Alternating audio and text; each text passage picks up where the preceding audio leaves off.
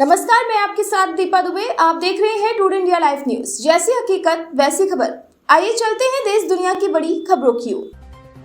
Indian medical association Kanpur शाखा द्वारा 6 मई को मनाए जाने वाले विश्व अस्थमा दिवस के संबंध में 6 मई एक प्रेस कॉन्फ्रेंस का आयोजन किया गया। इस प्रेस कॉन्फ्रेंस को IMA कानपुर के अध्यक्ष डॉक्टर नंदिनी रस्तोगी ने कानपुर के वरिष्ठ डॉक्टरों के साथ अस्थमा रोग के अवगुणों के बारे में संयुक्त रूप से संबोधित किया। इस बारे में जानकारी देते हुए IMA प्रेसिडेंट डॉक्टर कानपुर के नंदिनी रस्तोगी ने बताया कि अस्थमा के बारे में जन सामान्य को जागरूक करना और उसके प्रभावी नियंत्रण के लिए शिक्षा और सहयोग को बढ़ावा देना है। इस वर्ष अस्थमा दिवस 2025 थीम सभी के लिए इनहेलर उपचार सुलभ बनाए गए। वाइस प्रेसिडेंट डॉक्टर कुणाल सहाय ने जानकारी दी कि अस्थमा एक ऐसी बीमारी है जो बच्चे से लेकर बड़े तक को परेशान करती है और विगत दिनों में टेक्नोलॉजी और साइंस के मिश्रण से इसके इलाज में काफी नवीनतम दवाइयाँ उपलब्ध हैं जो कि इस्तेमाल करने में बेहद आसान है। आज अस्थमा दिवस है, आप लोगों को जागरूक कर रही है, किस तरह जागरूक कर रही है, क्या क्या सावधानी बरतनी चाहिए? तो आज वर्ल्ड अस्थमा डे पर हम लोग इस बात की जागरूक कर रहे हैं कि जो वर्ल्ड अस्थमा डे की थीम है कि सभी के लिए इनहेलर का उपचार आपको सुलभ करिए, यानी easy access to inhalers for every patient of asthma.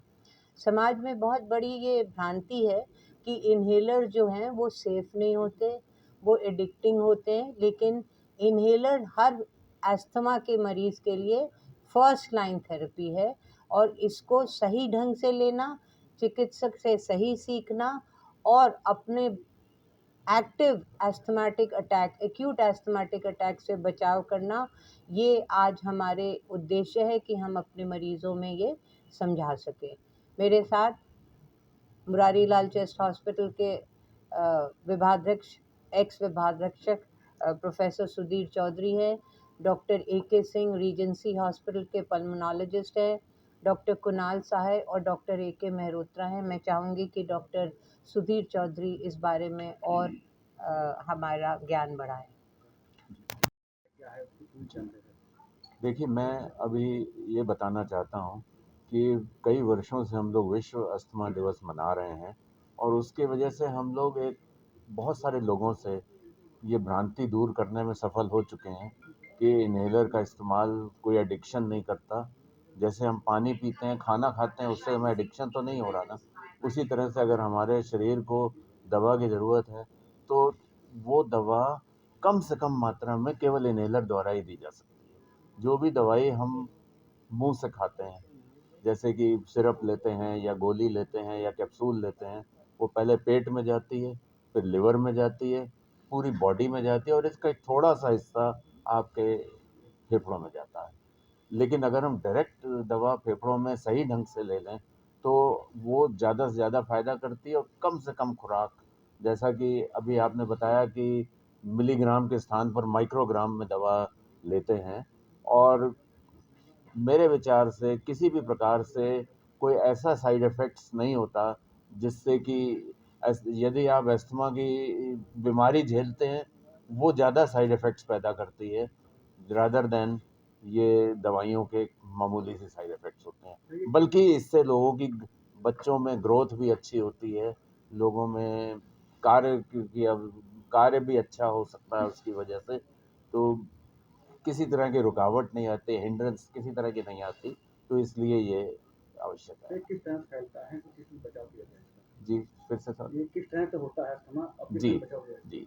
ये उसके कई कारण होते हैं, जैसे कि एलर्जी, जैसे वातावरण में बहुत सारी चीज़ें हैं। डस्ट है, डस्ट 2 तरह की होती है, एक घरेलू डस्ट और बाहर की डस्ट, जो सड़क की डस्ट होती है। और सड़क की डस्ट में आप जानते हैं कि क्या-क्या चीज़ें मिली होती हैं। जो भी ज़मीन में गिर रहा है, जो भी किसी तरीके से, मतलब आप चाहे सड़ी हुई सब्ज़ी है या फूल हैं या कोई हैं, वो फैल रहा है। तो एक तो वो डस्ट हो गई। ऑटोमोबाइल्स का एग्जॉस्ट जो होता है वो काफ़ी हानिकारक होता है।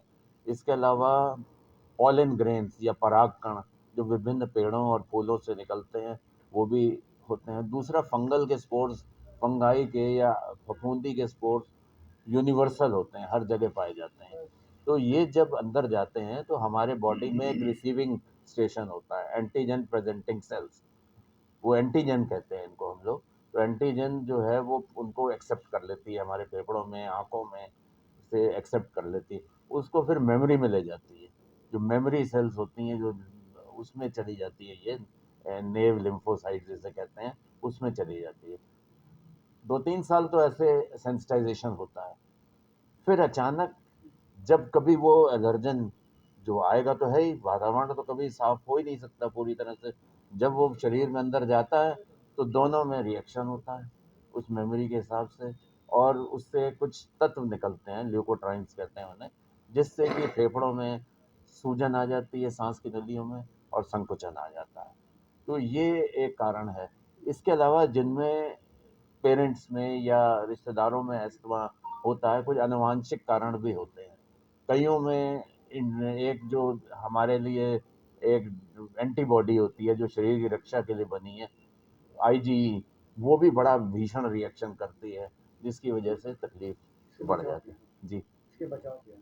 इससे बचाव यही है कि देखिए, बचना तो बड़ा मुश्किल है, पूरी तरह से सबका बचना तो बहुत मुश्किल है, लेकिन फिर भी प्रदूषित क्षेत्रों में कम जाकर हम लोग इसको बचा सकते हैं। लेकिन सबसे ज़्यादा फ़ायदा बचने का उन लोगों को है जो प्रेग्नेंट वुमेन है। इसलिए अब आप कहें कि साहब अब मैंने नई फैक्ट्री खोली है, चलिए आपको पेंट की फैक्ट्री में घुमाना है।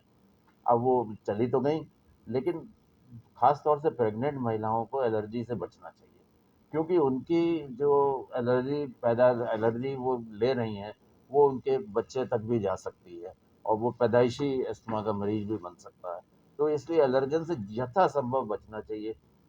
और देखिए, भीड़ भाड़ वाले इलाकों में उन सब में जाते हैं, भाई जाना पड़ता ही है, तो फिर जो बच सके वो बचे, जो नहीं बच सकता उसके लिए हम लोग क्या कर सकते हैं। बस हमारे इंजीनियर्स जो हैं, वातावरण नगर पालिका के इंजीनियर्स वगैरह जो हैं, वो कुछ ऐसा प्लान कर सकते हैं कि जिससे कि प्रदूषण कम से कम हो। ठीक